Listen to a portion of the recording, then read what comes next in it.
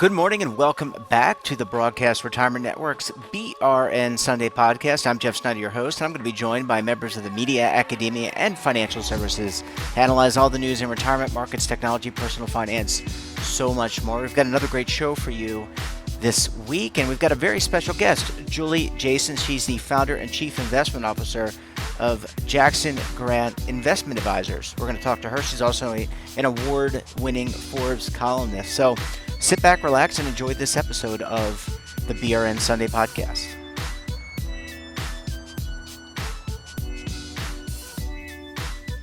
Let's kick things off with technology. And joining me on the line, Senior Technology and Consumer Products Reporter with the Motley Fool, Mr. Daniel Klein. Hey, Dan, how are you? I'm good. How are you, Jeff? I'm doing quite well. Thanks for joining us. I know it's been a busy week for you. You've got a lot of programming going on, a lot of article writing. Thanks for making time. So, Jeff, this is a weird week. Yesterday, or 2 days ago, I wrote an article, "Will the stock market crash again?" And it was a theoretical article. It was basically, the lead was, yes, it will crash again, but don't worry. This, of course, turned me into Kreskin, because as my article was published, the stock market crashed. And I like to think one of the points of my article was, yeah, markets crash, but they recover.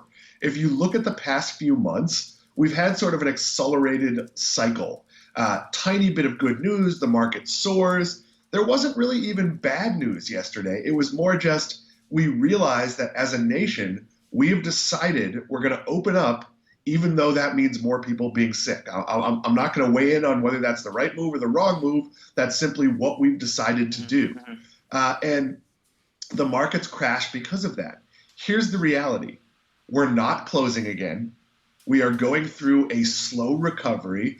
People are going back to work. What we don't know, and I don't know why I always use Macy's as an example, but let's pick a company. You like Macy's. What can you say? Yeah, Macy's is a company that's struggling and could make it, not make it. So I think it's a pretty good example. And what we don't know is Macy's going to need 100% of its workers to come back, or is it going to need 60% of its workers? The answer is somewhere in the middle, and that's kind of going to define the recovery.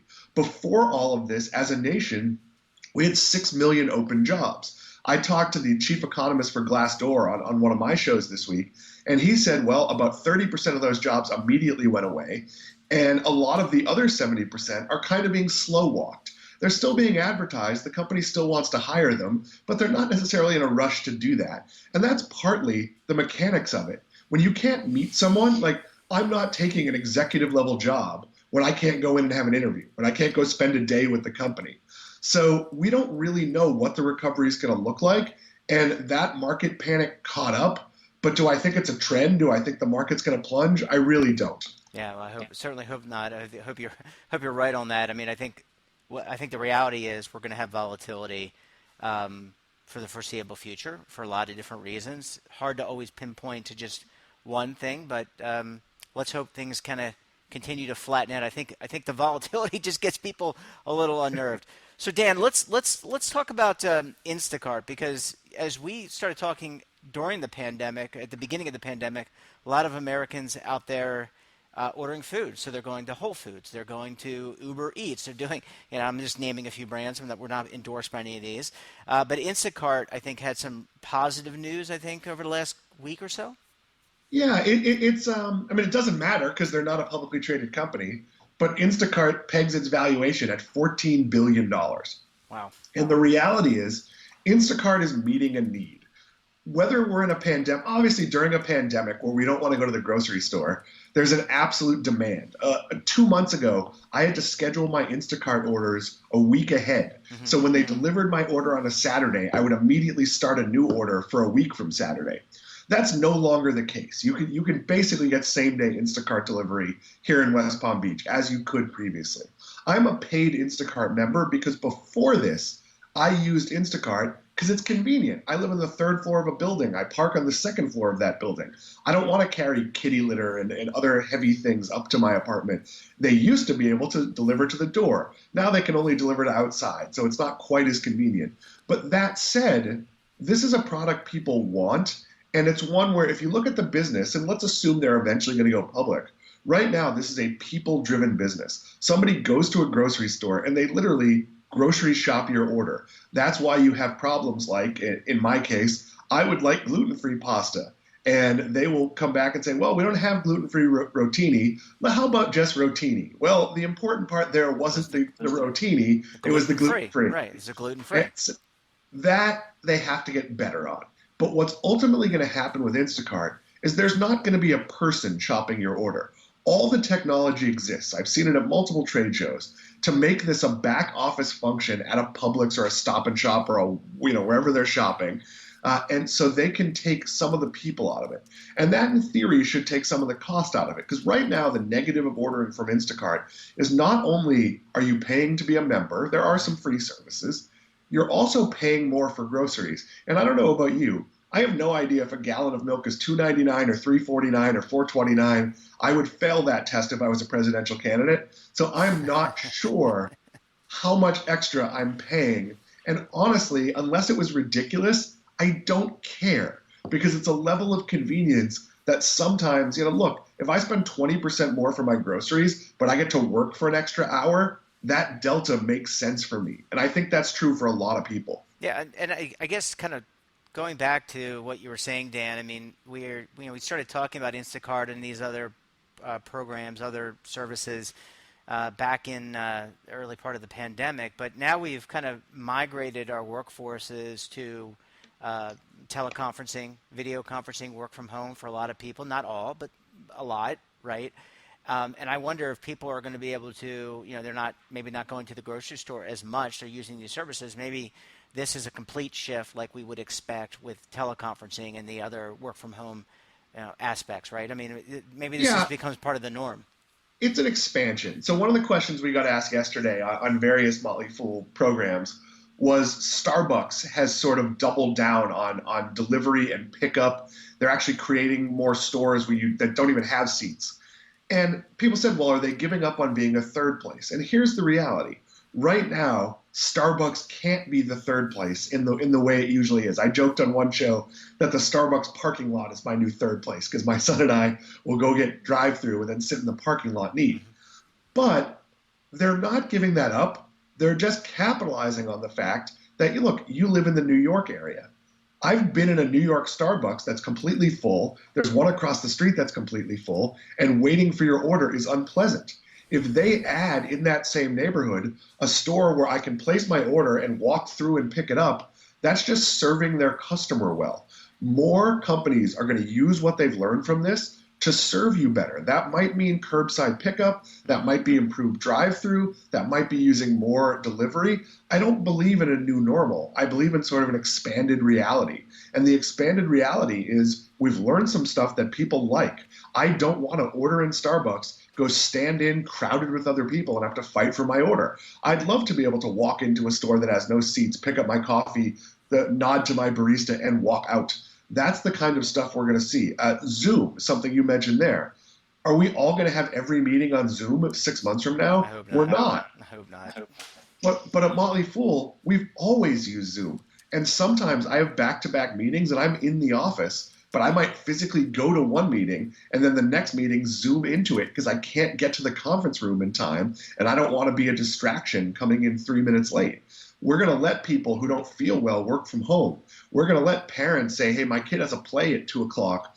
Do you mind if I start early and leave at 2 and come back at 4 and work from home? Companies, I think, now understand that work from home still means work. And I would argue that work from home actually means you work more because you feel guilty because you work at home and you never really know when work is and when work isn't. So look, I think a lot of changes for the positive are going to happen, but at some point, am I going to go back and spend my afternoon working in Starbucks? Absolutely, and I'm really looking forward to it. Yeah, absolutely, Dan. Well, Dan, always a pleasure chatting with you. I'm looking forward to chatting with you later this week. Well, not that much later this week, on Tuesday, let's put it that way. More really interesting tech news coming out of the world, and happy that you can break it down for us. So until then, take care, stay safe, and we'll talk to you very soon.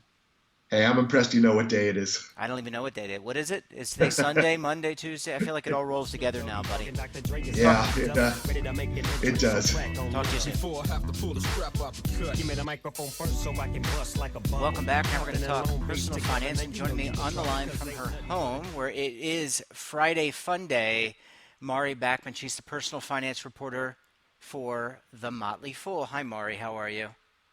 I'm okay, Jeff. Yes, it is Fun Day. Today we had to do a virtual Fun Day for my elementary school aged kids. So instead of going to school and doing all these outdoor games, we had to sort of construct a field day in our backyard. So it was a little time consuming, but it was actually fun for the kids. So That's all good. worth it. And again, I have to, before we jump into unemployment, I have to say that parents outside of the first responders, who are obviously important, parents have had are obviously challenged to have to work, maintain the family, and do and teach. So you're kind of all three. So kudos to you, Maury, and your husband, and all those other families out there for doing such great work. I know it's incredibly challenging today. So let's jump in. I know you wanted to talk about unemployment, obviously a very important topic given what's happening here in the country. What can you tell us, Mar? So this was interesting because in April, the jobless rate reached 14.7%, which is actually the highest it's been since the Great Depression. So that was a pretty sobering milestone. And earlier in May, economists were basically projecting like 20% unemployment for May. It was looking to be really bad. And the May jobs report came out not so long ago, and actually unemployment fell a little bit in May, which is a good thing in theory. It fell to 13.3%. So that's good news in theory. I shouldn't say it's a good thing in theory. Of course, it's a good thing. It's good news in theory. But so once unemployment fell, the stock market reacted, and now you have everyone saying, "Oh, this is great. The economy's on its way back up. We're going to have a quick recovery." Mm-hmm. So not to be a downer, but I just wanted to kind of ground everyone in that line of thinking. Mm-hmm. So yes, it's good to see unemployment levels drop. That's obviously good. That's obviously always what we want, especially during a crisis like the one we're in. But we can't gloss over the fact that we are still dealing with double-digit unemployment. Now, let's go back to February. The unemployment rate was somewhere around 3.5%, and now it's basically 10 points higher. So that's still a really sizable gap that we need to bridge, mm-hmm. and it's not going to happen overnight. It's going to have to happen over time. The other thing is that so analysts did a deeper dive into that May number and actually found that some of the numbers may have been underreported. Basically, the way they gather this data is they take a survey and they try to figure out what status people fall under. Are you unemployed? Are you furloughed? And there's a question on this survey that asks people whether they're absent from work for quote unquote other reasons. And I'm sorry. I know, right? Other reasons, quote unquote. And what we think happened is that some people may have indicated that choice instead of stating that they're unemployed or furloughed or whatnot. So when some people did a deeper dive into the numbers, they found that actually the jobless rate didn't drop in May. It actually it was probably underreported, so that we were probably looking at more like 16%, 16.3% unemployment, something like that. So even though that's not the official number on record based on the May jobs report, that's probably the more realistic count. I was laughing and not laughing at people's losing their jobs because that's obviously horrific. It has an impact. Not. Right. But I was laughing at the fact that they're sending out a survey, because you would think that all these unemployment benefits being paid out through these state systems, that there'd be some uniform way to gather this information, because I have to think that these state systems are paying out unemployment benefits, right? And they would be able to have a better idea than the federal government on how people are categorized within their states to even give so it just seems to me it's almost like polling, right? All the we always hear about polls and this and that. It all comes down to the sample size, how you ask the questions, and the results. So in today's age, that's why I was laughing. So I don't mean to. Well, here's the thing, Jeff. You would think. I would think. You would think that you could just go by state unemployment data, but here's the problem: a lot of people without jobs still do not have an unemployment claim on file, either because there's some sort of bureaucratic backlog that's Mm-hmm. preventing their claim from being processed, or people are still having trouble getting onto these systems because they're overloaded. And then there are people who may not realize that they're eligible for unemployment. You may have people where language is a barrier to filing for unemployment. Yeah. So though you would think that, and that's a very good point, I'd also argue that state level unemployment data, at least based on unemployment benefit claims, that's not necessarily the most accurate measure either, because unfortunately, there's still a lot of people being shut out of the system. Yeah, well, I think it is I think to your point, your first point, it is underreported. I will give you that because of all the things you outlined. Now, Mari, I remember you and I talking several weeks ago, maybe at the outset of this pandemic. We had the passage of the CARES Act. We had unemployment benefits kind of being up. There was a $600, I don't know, call it a bonus, but you got at least $600 as part of the CARES Act.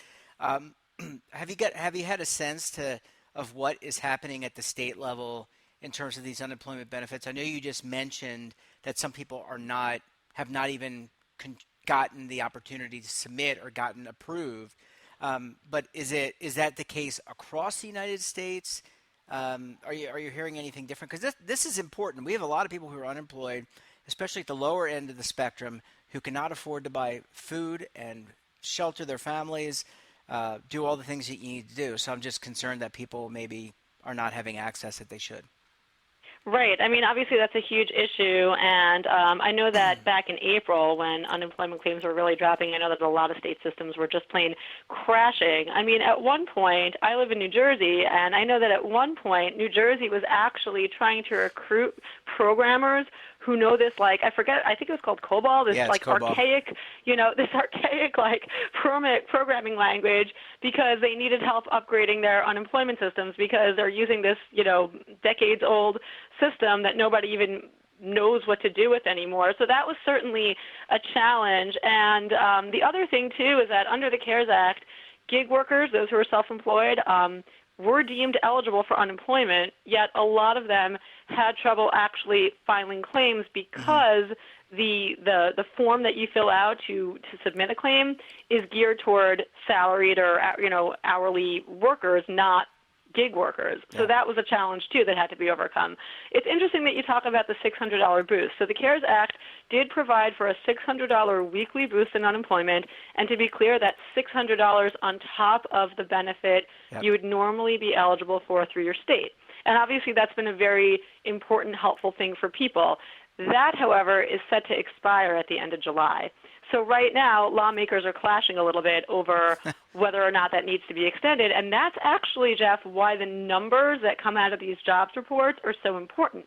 Because now you've got a lot of lawmakers saying, oh, well, look, we just got the May numbers, and they're lower. And that means that, the economy is getting better, and that means that the jobless situation is getting better. And they're using it as fuel to not extend that $600 weekly boost, when in reality, we desperately need it. Yeah, that was my next question to you is, and I was kind of chuckling when you said they're clashing a little bit. I think they're clashing a lot. I think there's a lot of disconnect. I mean, it is Washington, D.C., people are clamoring. But clearly, and as we're talking today, there have been spikes in certain parts of the country. The areas of the country are reopening. We don't have a vaccine. So there's a lot of moving pieces of this. Unfortunately, it's changing day to day. I just think that we're going to have to possibly push out this benefit for a longer period of time because, you're not going to, you may be furloughed. The company may be disrupted again if you get into a situation where you're in phase one and then phase two and things spike. So, it just seems exactly. like I tend to agree with your thesis that this is not going to be a V recovery. This is going to be a longer term recovery. That we're going to see. It's going to be over, several years. So, but, look, it's good information. I think if people are out there who are listening have not filed for their unemployment, first of all, they should go and consult, the state that they live in, look at the rules for submitting unemployment, right? I think that would probably be number one. And then if you haven't done so and you're eligible, you should probably submit in order to take advantage and get some support because the last thing you want is to run out of money and not be able to take care of your kids. and family. Exactly. And the other thing, too, just worth quickly pointing out is that, normally there generally is a requirement if you're going to be collecting an unemployment benefit that you be, able to work, available for work. And right now, a lot of people aren't available to go to a job because they've got no child care. But a lot of states are kind of giving a waiver on that. And if you are unable to report to a job because of not having childcare because of the whole COVID-19 situation, you are eligible for unemployment. But the interesting thing is some of the language in the unemployment form that you fill out has not been updated. So you might have to kind of really look around your Department of Labor site or whatever the site is that you access to file for unemployment benefits, because on the actual form you submit, it might say something like, are you available to physically go to a job? And if you hit no, your claim might get rejected. But then if you look elsewhere, you might see that it says, oh, if you can't go to work because no child care, you actually are allowed to claim that you're able to work and available to work even if you're not. I know that's confusing. It's confusing me as the words are coming out of my own mouth. But the point is definitely look around, read. A lot of states have a COVID section now on their Department of Labor or on their unemployment page. So look at the rules and make sure you understand them, because the process of filing for unemployment benefits is unfortunately still a little bit confusing, especially if there is a language barrier. But definitely try to power through that, because if you're entitled to benefits, you should get them. Absolutely. Well, Mari, always a pleasure chatting with you. Happy Friday Fun Day. Enjoy time with your family, and we will talk to you again soon in the future. Sounds very good, Jeff. Take care. Bye-bye. Welcome back, and now I'm very pleased to be joined by a very special guest. Julie Jason is the founder and chief investment officer for Jackson Grant Investment Advisors. She's also an award-winning author and a Forbes.com columnist. Julie, I don't know how you find time for all of it, but welcome to the program. Well, thank you, and I'm glad to be here. It's great to talk with you. So much going on with markets, volatility, so much going on with the pandemic. But what I really like to focus on is maybe helping the audience understand how to select an investment advisor. And there's some new rules and regulations, for lack of a better term. There's a Form CRS that will be released, I think, very shortly, that will help in that regard. What can you tell us about this? I know this is a part of the process that's near and dear to your heart. Yes, it is. The new Form CRS is going to be coming out, and some firms have already started getting the form out to every single customer of a brokerage firm and every single client of an investment advisory firm. And the reason it's so important for everyone listening to be aware of the CRS is that the SEC intended the form to be helpful in determining the differences between advisors. We know that there have been many studies that the SEC has put into place about what individuals know about advisors and the services they perform, and they just don't know enough. So the CRS is a breakthrough. It will be a game changer. The problem is there's so much going on right now in the news that it's going to be a sleeper unless we get the word out. Well, so it's a very important document. Yeah, sorry, I didn't mean to cut you off. I was going to say, well, we are starting to get the word out, and I know you have a column that's featured around the U.S., and I'm sure you will write about this again and again to get people aware. To me, Julie, as someone who's been in the profession for a long period of time, it's really important that when people are selecting someone with whom to work, that they understand exactly what their role and responsibility is and what their fiduciary requirement, for lack of a better term, is, right? I mean, you've got to be able to figure out, one, can you partner with this person? That's always important because they got to be on the same, in sync with you. But you also have to understand what type of organization are they a part of? Do they have a fiduciary responsibility, right? Yeah, absolutely. That's a very good point. And that's why the CRS is going to be very helpful, because what we're talking about is some firms will give you a 2-page document, and it's limited to 2 pages based on the kind of firm you are, or a 4-page document if you are dual registrant. Let me just explain that, because Sure. that is key. So some firms are registered as investment advisors, and that's a single line of business for them. So they will give you a 2-page document. Some firms are registered as broker-dealers, and they will give you a 2-page document as well. They're called standalone broker-dealers. But the confusing firms are the ones that are both broker-dealers and investment advisors, and these are called dual registrants or duly hatted professionals, and they will give you a 4-page document. But whether you have a 2-page document or a 4-page document coming at you, they follow the same format. So it's kind of like a recipe that must be followed by the firm. And I want to take you through just a couple of the questions that are asked and answered in the form. Sure. And what you need to know about it. So first, there's an introduction, and it tells you whether you're an investment advisor, whether the firm is an investment advisor or a broker or a dual registrant. And the second is what services and advice can you provide? And then third, account minimums, fees, other fees and costs, and additional information. And then here's the one that I think is the most important, the standard of conduct. And you refer to this when you use the word fiduciary. Mm-hmm. So most people don't understand the differences in the standard of conduct. So this disclosure will tell you what is the standard of conduct, and then how do your financial professionals make money, and do your financial professionals have legal or disciplinary history? So those are very important questions to be asked, and then you can start a comparison between one financial services provider and another. There's something else that's very important in this 2-page or 4-page document. It's something new called the conversation starter. Uh-huh. This is a unique concept. I've never seen it before. And it's kind of neat in that it gives you the question, but it doesn't give you an answer. So the intention is when you're sitting in front of your financial advisor, you actually take this piece of paper, hold it up, and read the question and see where the answer goes. So let me give you an example of the first one. So it's, given my financial situation, should I choose an investment advisory service? Why or why not? How will you choose investments for my portfolio? What is your firm's experience in providing this service? Who will I be working with? What's that person's experience, license, et cetera? So it really, those questions get you going in the right direction for the choice of an advisor. And I can give you some more examples.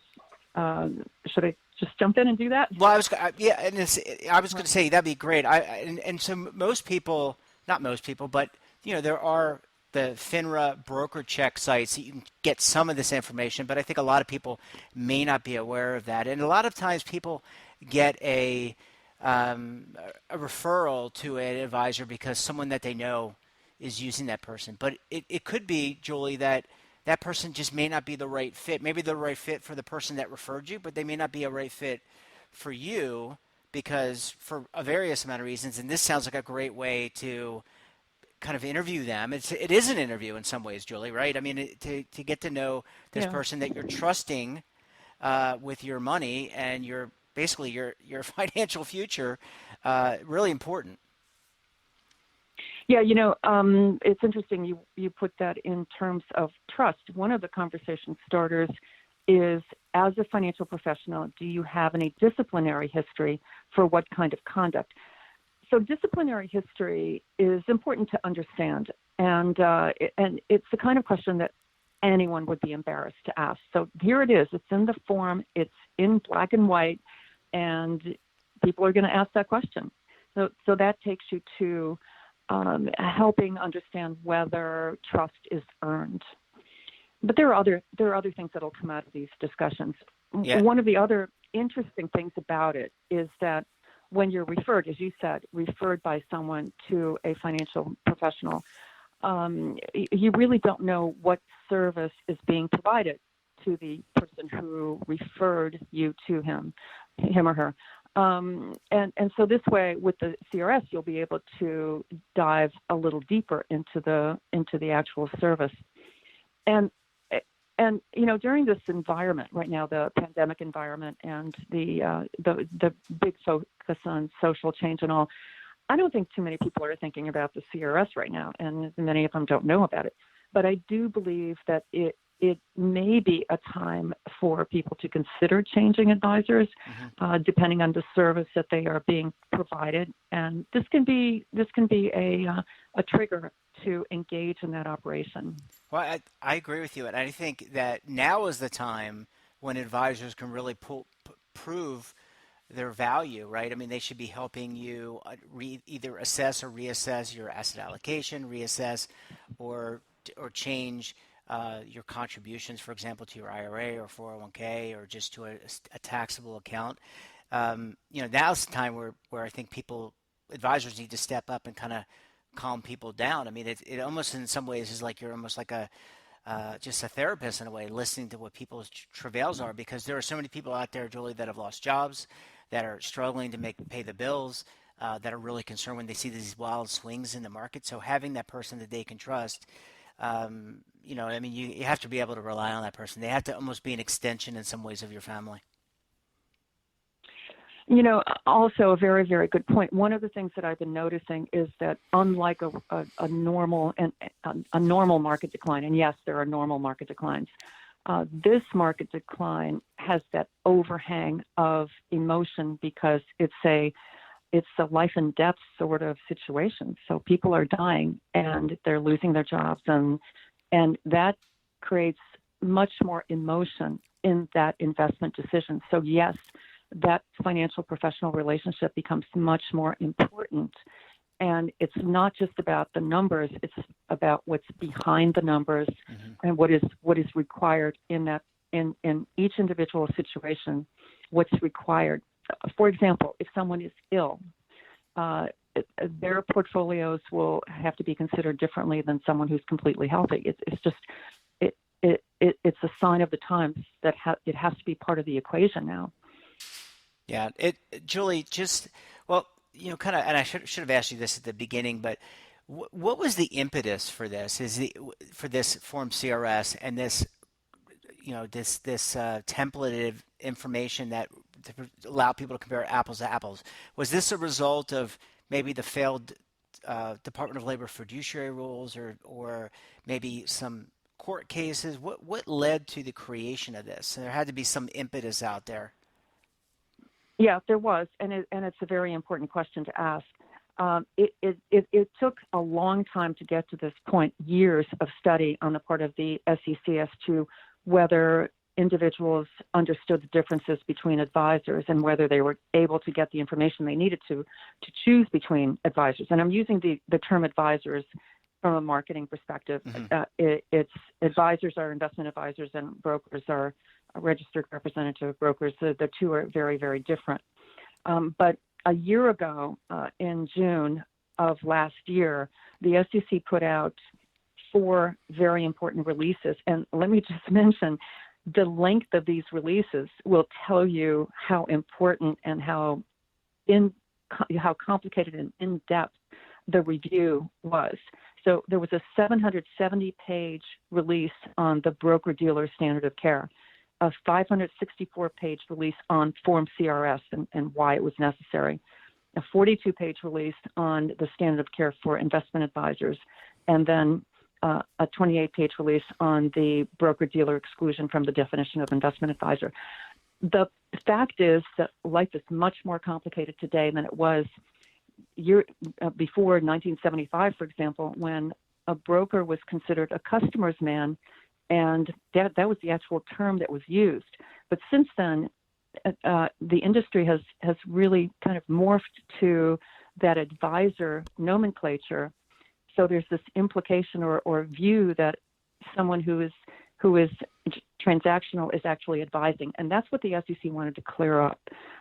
What is the difference between the different types of financial professionals, and are you really with the right kind? Do you know what you're getting? There are very positive things on both sides, but you just have to know which kind of advisor is best for you. So it's been a long time coming. A lot of work has gone into just exactly how to develop a document that would be helpful in understanding the differences between advisors. Yeah. Julie, and acknowledging that it is a long time coming, when you take that 50,000 foot view and you look at what this document is, and you think about the lack of financial literacy, or at least the lack of focus in this country with the understanding the basic tenets of saving, of budgeting, of financial planning, and then you lump in this, selecting an advisor, which is, or in the marketing term, the advisor, to help you. I mean, how do you think that we can, one, get the word out regarding this forum, but also make sure that all Americans have access to this information so that they can make the best decisions possible, and learn about the stuff earlier on, so they don't have to fall into a trap, not necessarily a trap set by someone, but like just fall into the trap of not saving, not doing the right planning, and then they look at themselves when they're age 40 or age 50 and they're 20 or 30 or 10 years out from retirement and they haven't done what they needed to do. Obviously a very big picture question, but I do have an answer on that. Good, I'm sorry. I am a proponent of financial literacy education, and I'm a big believer that education doesn't have to be complicated, that there are some key things that everyone needs to know. And I can also tell you that I sponsor a 401k Champion Award, which focuses on 401k participants who have figured this out. And the key is there's got to be a mentor in the mix. Mm-hmm. And it can be someone in the family, it can be a friend who talks to teenagers or even younger people about the markets and finances and how to do the best with what you've got, and to instill also a sense of healthy skepticism so that decisions aren't made based on pure optimism. And there's a lot that can be done, but I think the key is mentoring. And that's what we discovered through the 401k Champion Award. This was a national contest that is something that we're doing every year. We just started it 2 years ago. And what we asked was just, how did you learn about your 401k? What are you doing about it to optimize it? And we got incredible responses from people who really told us that mentorship was probably the most important motivator for them to learn, because it's all about learning.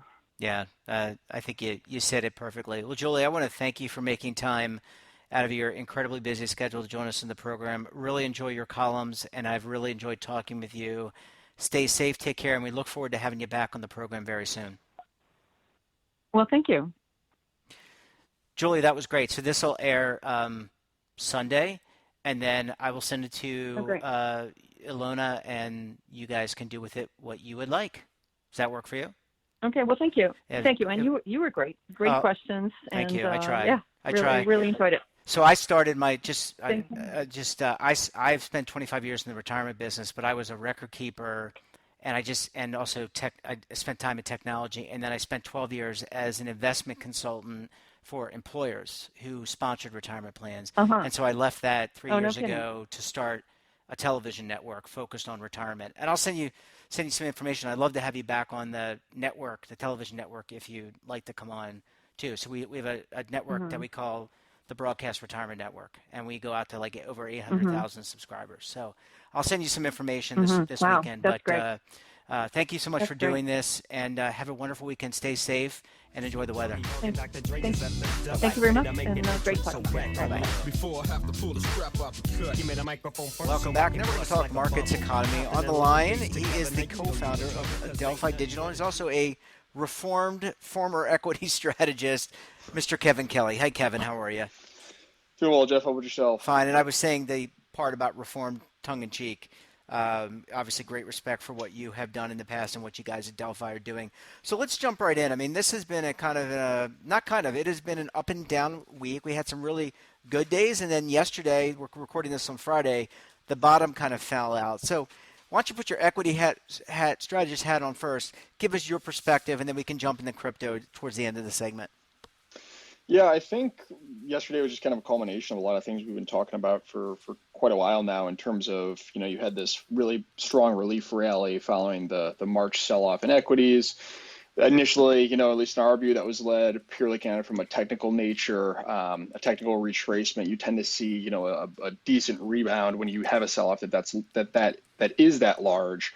And then there were a couple of kind of, technical indicators that pushed the equity market a bit higher. And then this final, I won't say melt up because it wasn't exactly a melt up, but this final like higher in U.S. equities was really kind of driven by more of a retail oriented focus, as I'm sure you've read a lot of the headlines at this point talking about day traders who are sitting at home. And I know personally, it's not a perfect proxy, but I have a handful of friends who are very much into sports gambling, and our conversations have certainly shifted towards is Tesla a good buy here? So again, just different indicators that people were, certainly getting this market from a retail perspective. I think what yesterday represented was a bit of a washout from, the recent record rally or rebound that we've seen in the equity market.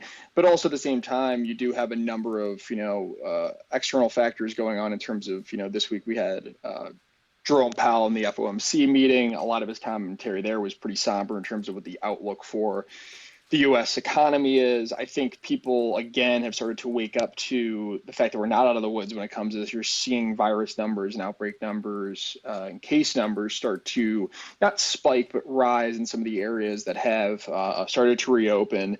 And so this fear of a second wave, and coupled with the aftermath of what we've seen, the economic damage we've seen from the first wave and the mandatory, social distancing and lockdowns, I think all of these things are really starting to play into the longer term kind of narrative or outlook for, risk assets and markets in general. Yeah, I think you're right. And again, I don't have your expertise as a former equity strategist, but just kind of looking at it from the layperson's perspective, we had a really good May jobs number. I think that kind of buoyed people's thinking, made them much more bullish. You saw them run up.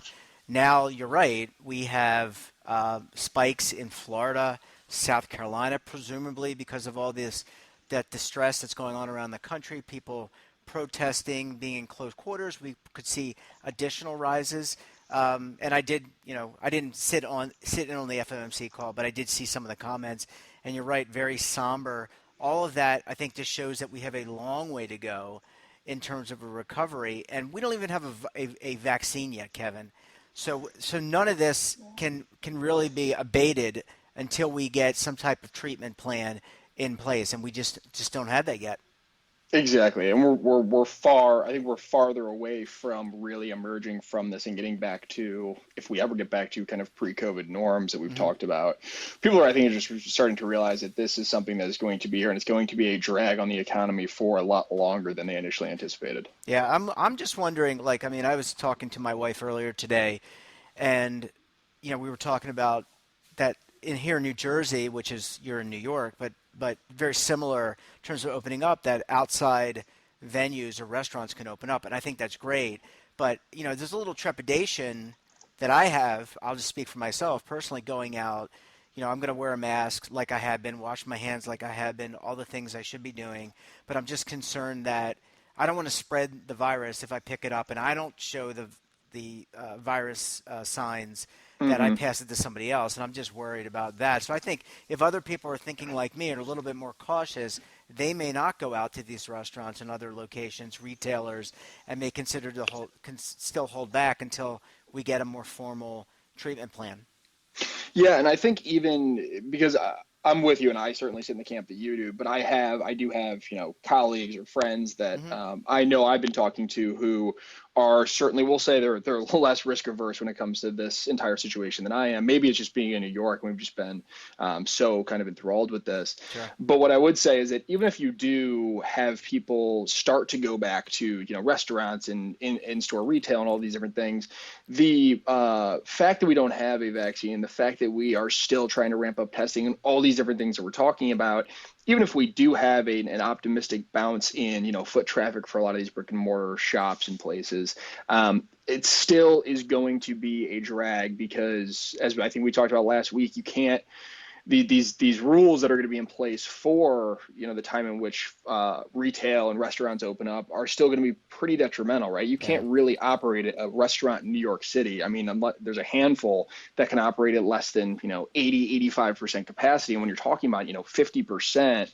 you still have to hire the staff, you have all the overhead, so it just makes the solvency of a lot of these service industry type businesses certainly that much tougher. Yeah, absolutely. I think it's what I think a lot of people are having a hard time getting their hands around is the fact that this is changing hour to hour, minute to minute, day to and day, right? just the uncertainty of all of it, right? And is. again, markets hate uncertainty. So the moment you have increased uncertainty, as we saw this week, you're going to see some big moves. Yeah, absolutely. So let's I want to just take that hat off, the equity strategist hat off. I mean, you can leave it on a little bit, but let's talk about cryptocurrency because we had a great conversation. I think it was last week on the program on the network about crypto. Lots of evolution there. I think there's some real even more legitimacy. I always thought of digital assets as legitimate, but I think even more so, I think you indicated that there's a lot more legitimacy throughout this crisis as a result of that.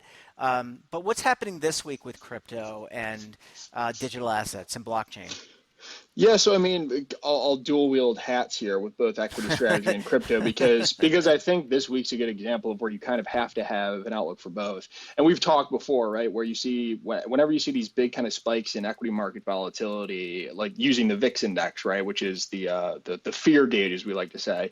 When you see a spike in the VIX, oftentimes, that tends to be short-term bearish for Bitcoin and crypto in general, because those types of kind of blowouts in volatility, as we saw yesterday, and really large sell-offs in equity markets, that really big kind of risk-off sentiment can hurt a still emerging asset class, right? So I think that's why it's really important, and we focus a lot, or at least I focus a lot of my time on the macro side of things and tying that into the outlook for Bitcoin and crypto, because the two, while they are still very independent and fragmented markets between them, there is still, I think, a lot more overlap than people realize, especially as you start to see more institutions come in and they start managing those positions, right? They manage their Bitcoin and crypto positions right alongside their, equity or stock holdings, their fixed income holdings, things of that nature. So what did we see yesterday when the VIX really spiked and you saw an equity market sell off? Well, Bitcoin also dropped, 5-6%. And so that, again, if you're paying attention to what's going on in broader markets, isn't a huge surprise because we've been talking about this for a while, and that's typically what ends up happening. So it's not a huge deal for people who are a bit more isolated or narrow focused on purely the crypto markets. You may miss those type of kind of larger macro indications of what might be going on or what might be telling the story of this, intraday volatility. Yeah, Kevin, I saw a press release, I think it was yesterday or the day prior, I think it was the 9th, from Fidelity. And I immediately thought of you, not because of Fidelity, but I thought of you because a growing number, according to the press release, a growing number of institutional investors believe digital assets should be a part of their investment portfolios. And again, talking about that legitimacy that you and I had a conversation about on the network, this seems to kind of speak to that. And I know Fidelity has made an entree, right? They made an entree into digital currency, digital assets. And I think this kind of undergirds your theory that, this is really becoming a part of the framework for many institutional managers. Yeah, absolutely. And I put out a short note earlier this week hitting on a couple reasons for, the demand for digital assets to grow. And one of the points that I made that I think is important to highlight or get feedback on is when you're looking again at the suite of asset classes and investments you can make right today from a portfolio allocation standpoint, planning 4, 5, 10, 20 years into the future, if you go kind of one by one, we've talked about how the expected forward returns are certainly not nearly as high across asset classes as they were even 10 years ago. But also when you start to think about the demand for kind of safety and non-sovereign safe havens and the risk that's in treasury markets and sovereign bonds now with, many of which have negative yields or really low yields on treasuries, we start to think about it from an asset manager perspective, and you see kind of global excess savings and all these different things where that capital can go, you start to kind of almost knock off or write off some of these major asset classes because they simply won't give you attractive positive annualized returns over the next 5 to 10 years. And so the rise of digital assets, I think, is coming at a perfect time because in a search for kind of these more open economies, I think decentralized networks and this rise of digital assets will be able to suck up not all of that, capital, but certainly will attract a good portion of it, because again, it's even just selfishly from a purely investment return perspective, the upside in this space is so much higher, potential upside so much higher than what you could expect in your more traditional asset classes. So again, just a lot of kind of secular shifts that are also, I think, going to serve as tailwinds for this entire space going forward. Yeah, certainly we've had to rethink business. We've had to rethink the way we deliver a lot of our services, retail, et cetera. And I think investing is not a stranger to this as well. Kevin, always a pleasure chatting with you. Enjoy the rest of your weekend. Stay safe and enjoy the nice weather. Thanks, Jeff. You too. Bye-bye. Everyone. Welcome back. We're going to do an extended market segment, and joining me on the line, he is the lead anchor for the TD Ameritrade Network. You can find him there twice a day and maybe more. Oliver Rennick. Oliver, how are you? What up, Jeff? Doing pretty well. Just watching a wild market. It is a wild market. So let's just dive right in. We talked to Kevin in our last segment. He gave us his perspective. It's been an up and down week. I feel like I'm on a roller coaster or I'm surfing the waves. But why don't you give us your perspective and what some of your guests along the week have been what they've been talking about? Yeah, it's been quite a lot to process, but there's a few really important points in what's going on. And first is just kind of accepting the reasons for why the market has come so far off the low. So to kind of just start there, because there's a lot of, I think, just kind of misunderstanding as far as the way I would describe what's been happening versus a conventional narrative. There's been a lot of bitter people that have been trying to spin sort of narratives on why things are happening the way they are, because there was a pretty big portion of the market that the investor base that did not participate in this big leg up. It's mostly professional investors, Wall Street investors, hedge funds, mutual funds, et cetera.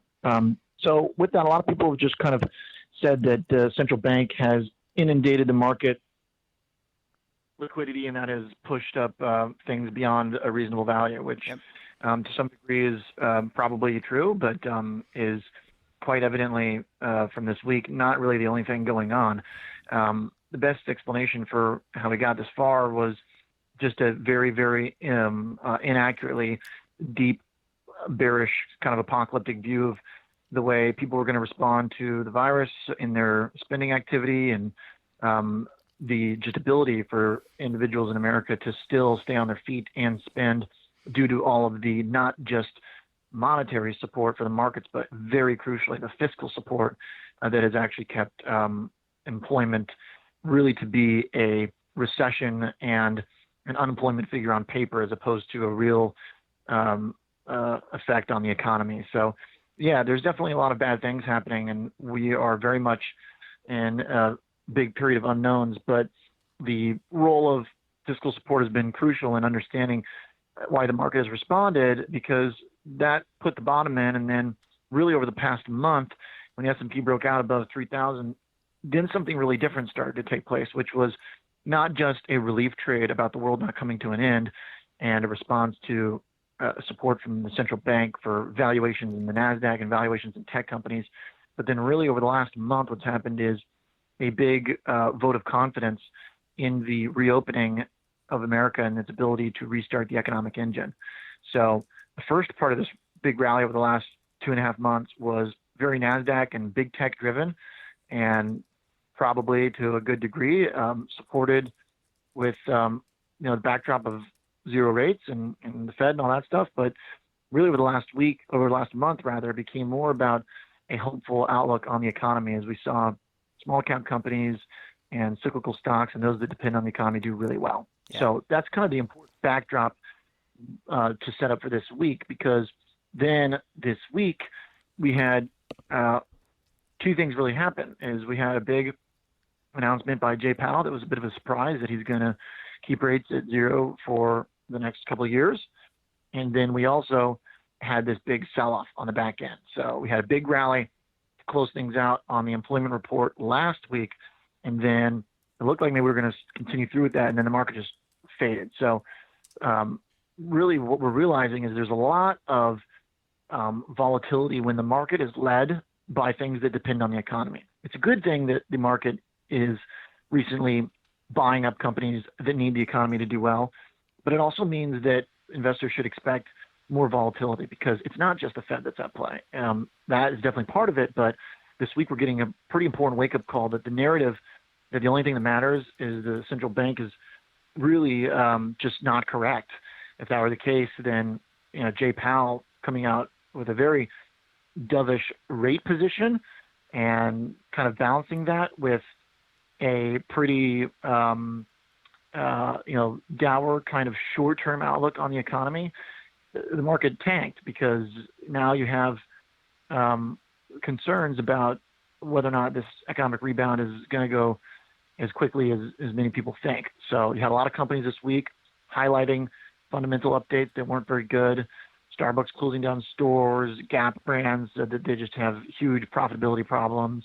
Wells Fargo said that you should expect loan losses to pick up. And then you also had a flare up of the virus again in areas that started to reopen early. So all that combined kind of just brought this toxic stew to make people realize that while the worst case scenario for March is not going to happen, there are still some very big problems and unknowns. So the case at this point is more kind of like flying blind than making an obvious call about the future, which was fairly obvious, at least to us in our coverage in March, that the worst case scenarios just were not realistic. Depression was a ridiculous notion. Recession was something that was largely technical. So, but now the calculus kind of has to happen again. While the depression talk still looks very much off the table, the real effects of the recession we're going through right now are yet to be determined, and that's going to cause volatility in a market that starts to get led by things that depend on the economy. Well, I always question the narrative, and that's why I come to you to break it down. Oliver, before you went on for a little bit of travel, well-deserved travel, you and the organization TD Ameritrade had a town hall, and I wanted to get a sense of your reaction. You're now 2 weeks post town hall. You did 4 hours with you and your colleagues. I think it was amazing that you all do this. I think we need more of this, but wanted to get a sense of the feedback you got, some key themes that maybe came from that. Yeah. Well, firstly, the message 2 weeks ago was pretty in line with what we see playing out. Our point to investors as we took their questions and heard from them about what was on their mind, a lot of them were looking at pretty big profits and pretty big success. And now that became a very viral story in the market over the last 2 weeks, the success of retail trades, the success of mom and pop investors. And thinking about how that happened and why that happened has probably been one of the most important things in financial markets this year, and really in a long time, why everyday investors did so well these past 3 months while Wall Street got smoked. I wrote about this on my LinkedIn and Forbes, but basically the short answer that I have is that mom and pop just kind of looked at things with a more simple and, in this case, more logically correct lens, which was that they saw all these problems around them, but they also were still getting paid to not work or to work from home or to be furloughed or whatever it was. And they also were thinking that life is going to return to something more normal than it was before, and thus they bought companies that would benefit from that. So that calculus was fairly simple, and it was very correct, much more correct than the legions of analysts and PhDs who were poring over data that doesn't really apply when you have so much fiscal support. So addressing kind of what to do at that point, and that was kind of the cautionary note at the town hall that we were kind of trying to strike, which was, look, the path looks pretty good for a steady, gradual reopening of this economy, but how quickly it needs to move to justify the market rally is going to get harder to figure out and more challenging the more the market turns towards these economically sensitive companies. So being able to help people figure out how to build strategies around the likelihood of incoming volatility and how to profit from a how to keep their profits and protect their profits was a pretty big message. It's really exciting because for the first time, everyday investors have done a really good job, and I think a large part of that is in no small part to increased education efforts and just helping people make logical, sound decisions. Yeah, absolutely. Well, my hat's off to you and the team at TD Ameritrade. Great work, and look forward to seeing more of your town halls and tuning in. Oliver Rennick, it's always a pleasure chatting with you. Enjoy the rest of your day, and hope the market continues to go up. Take care. All right, thanks, Jeff. Bye-bye. Welcome back, and now we're going to talk retirement. And joining me on the line, she is MarketWatch's retirement reporter, Ms. Alessandra Melito. Hi, Allie. Welcome to the program this morning or this afternoon. Hi. How are you? How are you? I'm good. I'm doing well. I totally blew my opening, but that's fine. I mean, you know me long enough to know that I never get the openings and the closings right. But I appreciate you and you spending some time with us. I know you're incredibly busy with all your deadlines and interviews, etc. But I wanted to check in. Lots going on around the U.S. in terms of personal finance. But I wanted to check in with regards to retirement. So what's top of mind for you and the folks at MarketWatch this week? Yeah. So. What isn't going on, really? So True. There has been a lot in the news lately, what with the coronavirus still not, that situation not fixed, and also a lot of social unrest about, racial inequalities across all sorts of industries. Mm-hmm. And I actually looked into the latter when it comes to financial services. Yep. So, I, as somebody who has, I previously worked at a paper that was for financial advisors, and now here at MarketWatch, I focus on retirement. I've always known that the financial services industry isn't super diverse, but I actually looked into the numbers from the Bureau of Labor Statistics and found that it's actually, really not diverse. So I looked at personal financial advisors and accountants and tax preparers, and I saw that out of the 550,000 personal financial advisors, which, it's not specific to CFP, it's, anybody who considers himself an advisor, 82.2% were white, 8.6% were Asian, 6.9% were black, and 6.3% were Hispanic. And that's just out of financial advisors. And when you look at the credentials, the certified financial planner designation, for example, the stats are even lower. It's 5% black and 5% Hispanic, or something like that, according to the SPA, or the CFP rather. So I talked to some people in the industry about why that is. What are the challenges, and what do those numbers mean to the financial firms, the employees, and clients at the end of the day.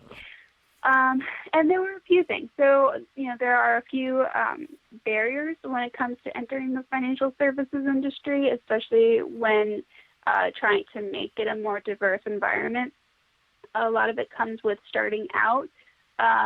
Even in high school or college, if you're not fully aware of the industry or the different roles within the industry, you may not try to pursue that in college. And if I spoke to somebody who is a CPA, and she said that particular role is very generational.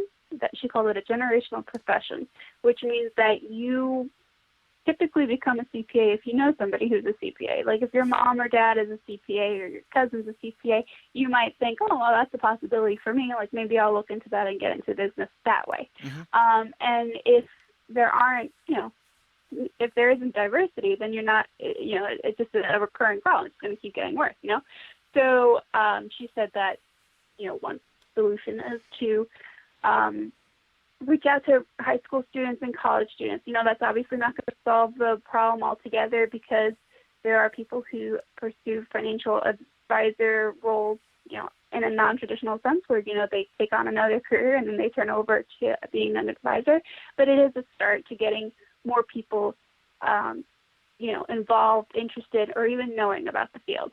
And then I spoke to a few people just along the lines of the hiring process, looking at the right job boards and looking at, reaching out to candidates who, not just through family and friends, but through larger networks, and eventually promoting more people of color, because, you might end up having a more diverse workforce, but it might not show in the executive role. And if it doesn't show there, then you're not getting the full impact of having more diverse voices in your company.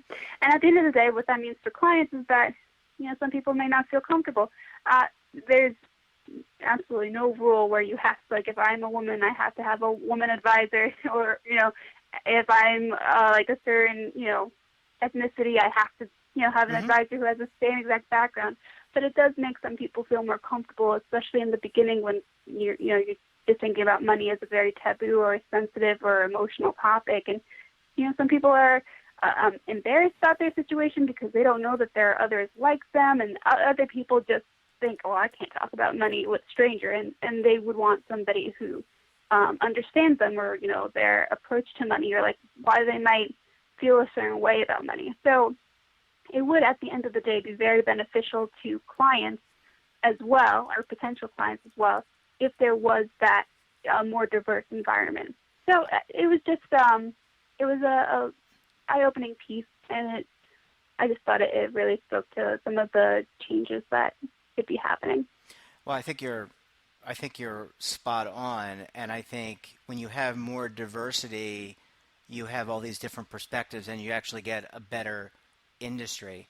And your point that really hit home, outside of what we were just talking about, was the fact that a lot of people don't know that this industry exists, and it's been my understanding. Like, I grew up in the retirement industry, but on the plan side, meaning I helped employers, and a lot of people didn't even know that there were investment advisors that helped employers pick investments. I mean, that part of the industry is really hidden from a lot of people pursuing different careers, and there are starting to be more college programs focused on this. But I think you're absolutely right. You need to get down to the local level during high school and get people kind of focused on what career possibilities there are, so that we can have that diverse workforce and get all those different perspectives. And obviously you can't have it all in one day, but we need to make a lot more progress, I think. Absolutely, yeah. And there are programs so I spoke to people from the New York Society of CPAs, New York State Society of CPAs, and Financial Planning Association, and there are numerous other organizations beyond that where they have these programs for high school students, whether it be some sort of like scholarship or residency program, or allowing them to be members as a student, and therefore build their network early on. Like, those are all really wonderful ways to get kids or students involved in this field, because otherwise, I spoke with somebody. He is the host of a podcast for personal finance, and he said, I knew about the industry because my mom was an accountant, but otherwise, if it weren't for the fact that I saw her in that role, I wouldn't have, I might not have thought about it for myself. He didn't want to be an accountant, but it seemed more attainable as a role for him because he saw his mom in that position. And going back to the woman who is from the New York State Society of CPA, she said that that a lot of the times that is a barrier. Like, if you don't feel like that's a role for you because you don't see other people like you in that role, you may be turned off to it, or you may just not think of it as an option. And move on to something else. So it definitely is better to show, to have a more diverse environment, to promote diversity in the field, and just, get more voices, because at the end of the day, it only makes the industry stronger. Absolutely. Like you said. Different voices and different perspectives. And, I think, and to your earlier point about feeling comfortable, you need to feel comfortable with the person that you're going to trust with helping you manage your goals and get to that point of financial independence. So a lot of work to be done, but, obviously a great discussion point, but we need to do more than just discussing. We need to act. Ali Melito, always a pleasure chatting with you. Thanks so much for joining us on the program today. Have a great weekend, and we'll talk to you again very soon. Thanks. Talk to you soon. Bye. Bye. Welcome back, and now we're going to end our show as we always do with a visit from the Legal Eagles. Joining me on the line, David Levine, Kevin Walsh, both are employee benefits attorneys with Groom Law Group. Gentlemen, thanks so much for joining us on the program today. Thanks for having us on. And today I'm joining from an undisclosed moving location. So if there's any difficulties, any sound quality issues, blame David, as he'll be taking over the segment at that point. Thank you, Kevin. So David, we talked last week about some developments in the private equity side. What's top of mind for you and the Eagles this week? Well, Jeff, I will say we're not going to talk private equity, and I know Kevin is on Walsh Force One, whatever. And apparently we're already. I mean, I think that. What is it, Kevin? He didn't like my Walsh Force One reference, but I'll just keep talking because Kevin clearly is in a dead spot for the moment. Go ahead, David.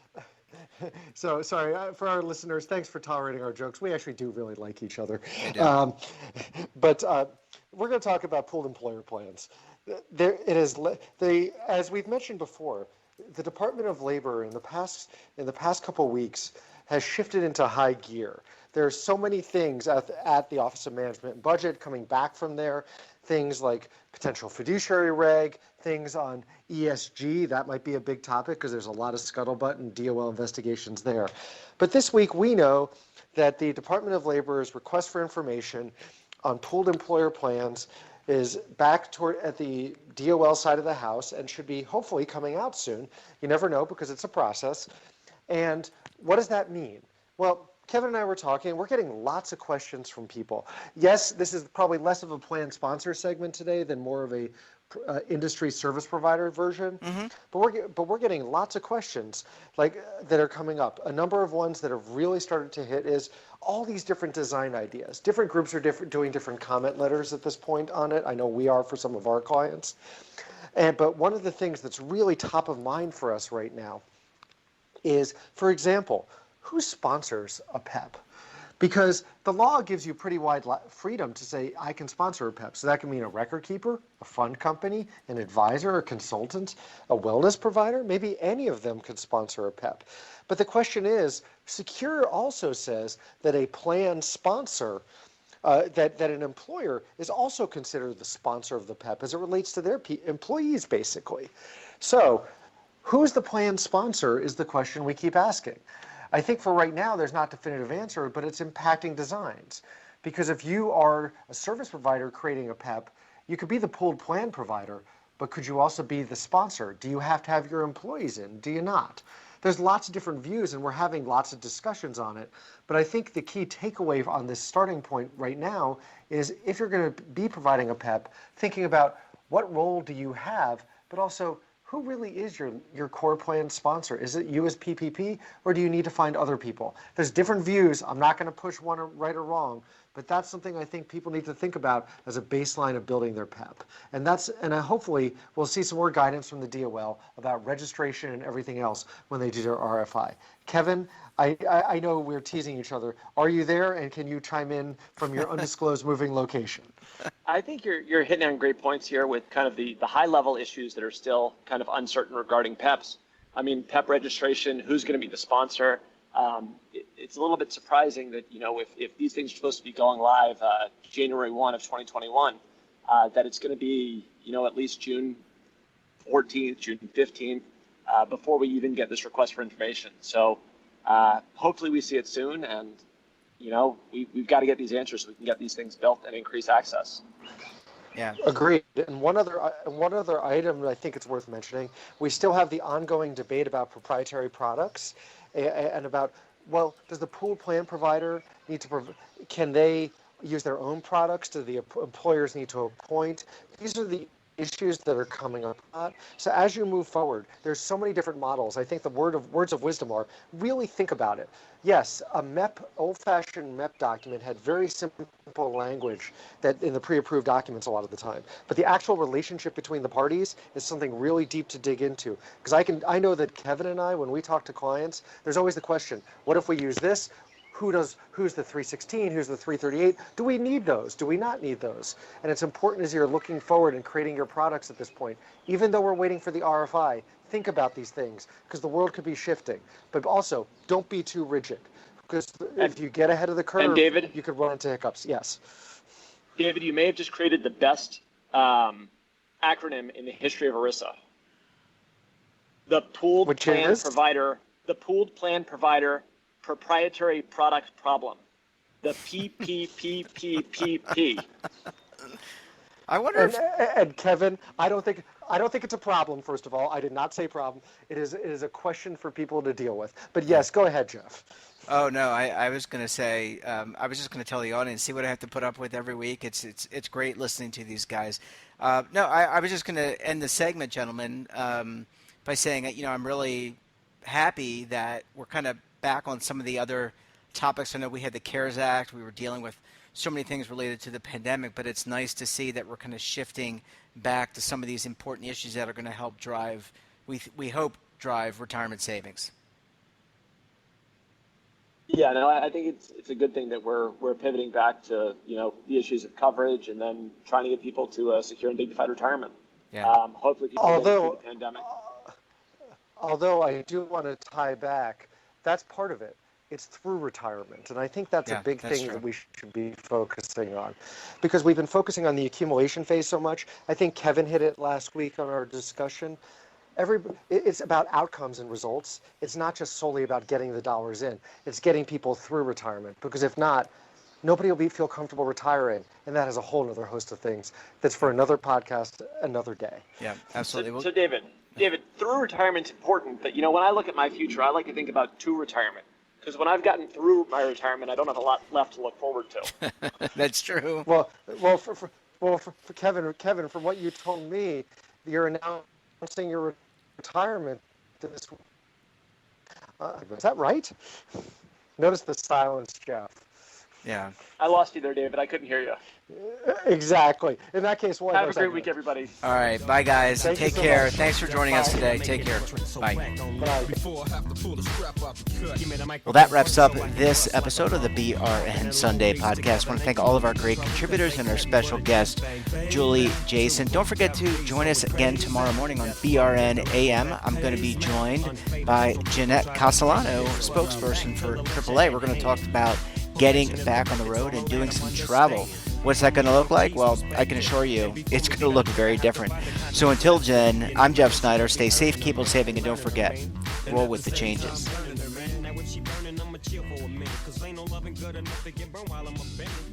And that's relevant, real deal, Holyfield. And now you hookers and hoes know